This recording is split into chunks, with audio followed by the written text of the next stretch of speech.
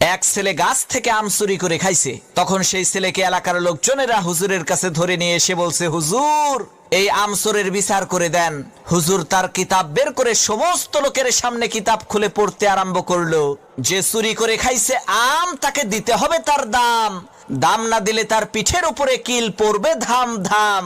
হুজুরের কিতাব শুনে এলাকার লোকজন সেই ছেলেটিকে কয়েকটা চর থাপ্পড় মেরে বিদায় করে দিল। আল্লাহর কি কুদরত! কয়েকদিন পর সেই হুজুরের নিজের ছেলে ডাব চুরি করে খাইছে। তখন এলাকার লোকজন হুজুরের কাছে এসে বলছে, হুজুর মানুষের ছেলে আম চুরি করে খাইছে দেখে বিচার করলেন, এখন আপনার ছেলে তো ডাব চুরি করে খাইছে, বিচার করেন তো দেখি। লোকদের কথা শুনে হুজুর তার কিতাব বের করে বলল, ভাইরা আমার, কিতাবে লেখা আছে যে চুরি করে খাইছে ডাব তার হয় নাই কোনো পাপ। তখন এলাকার লোকজন বলল, হুজুর বুঝলাম ডাব খাইলে পাপ নাই, কিন্তু আপনার ছেলে তো একেবারে পাকা জোনা খাইছে। হুজুর তখন কিতাব থেকে পড়লো, যে খাইলো জোনা তার